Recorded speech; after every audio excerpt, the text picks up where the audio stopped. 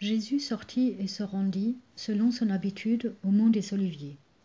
Ses disciples le suivirent.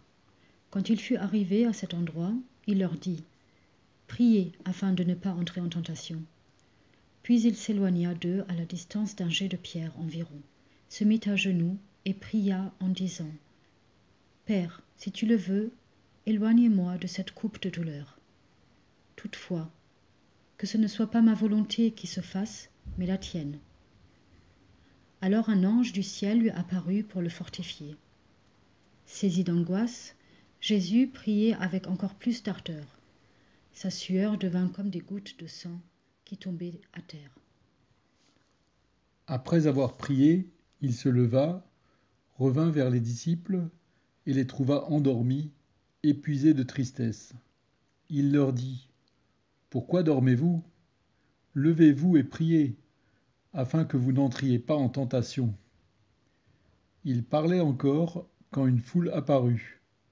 Judas, l'un des 12 disciples, la conduisait. Il s'approcha de Jésus pour l'embrasser. Jésus lui dit : « Judas, est-ce en l'embrassant que tu livres le Fils de l'homme ? » Ceux qui entouraient Jésus virent ce qui allait arriver et ils lui demandèrent : « Seigneur, devons-nous frapper avec nos épées ?» Et l'un d'eux frappa le serviteur du grand prêtre et lui coupa l'oreille droite. Mais Jésus dit : « Laissez, cela suffit. » Il toucha l'oreille de cet homme et le guérit. Puis Jésus dit au grand prêtre, au chef des gardes du temple et aux anciens qui étaient venus le prendre : « Suis-je un brigand pour que vous veniez armés d'épées et de bâtons ? Tous les jours j'étais avec vous dans le temple et vous n'avez pas cherché à m'arrêter. Mais cette heure est à vous et à la domination de la nuit. » Ils se saisirent alors de Jésus, l'emmenèrent et le conduisirent dans le palais du grand prêtre. Pierre suivait de loin. On avait fait du feu au milieu de la cour, et Pierre prit place parmi ceux qui étaient assis autour d'eux. Une servante le vit, assis près du feu.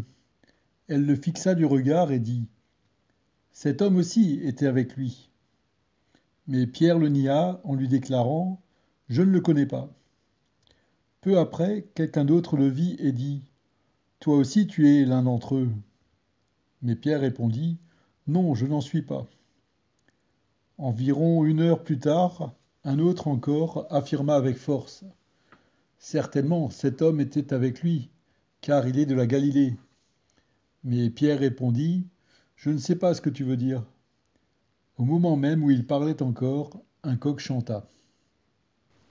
Le Seigneur se retourna et posa son regard sur Pierre. Alors Pierre se souvint de ce que le Seigneur lui avait dit : « Avant que le coq chante aujourd'hui, tu m'auras renié 3 fois. » Pierre sortit et pleura amèrement. Les hommes qui gardaient Jésus se moquaient de lui et le frappaient. Ils lui couvraient le visage et lui demandaient : « Qui t'a frappé ? Fais le prophète et devine. » Et ils lui adressaient beaucoup d'autres paroles insultantes. Quand il fit jour, les anciens du peuple juif, les grands prêtres et les spécialistes des Écritures s'assemblèrent. Ils firent amener Jésus devant leur conseil suprême et ils lui demandèrent : « Si c'est toi qui es le Christ, dis-le-nous. » Il leur répondit : « Si je vous le dis, vous ne me croirez pas, et si je vous pose une question, vous ne me répondrez pas. » Mais dès maintenant, le Fils de l'homme siégera à la droite de celui qui est puissant.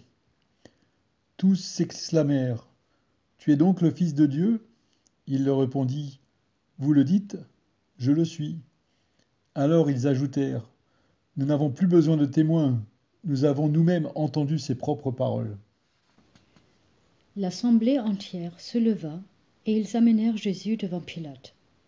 Là, ils se mirent à accuser en disant : « Nous avons trouvé cet individu en train d'égarer notre peuple.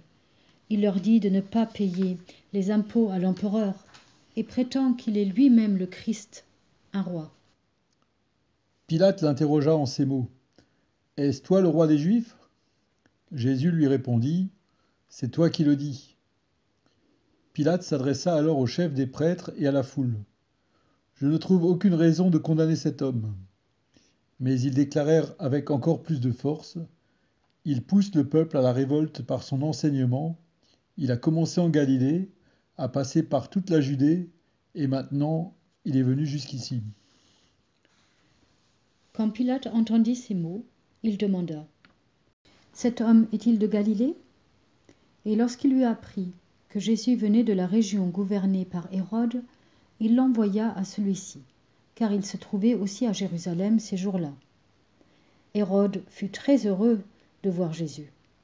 En effet, il avait entendu parler de lui et désirait le rencontrer depuis longtemps. Il espérait le voir faire un signe extraordinaire.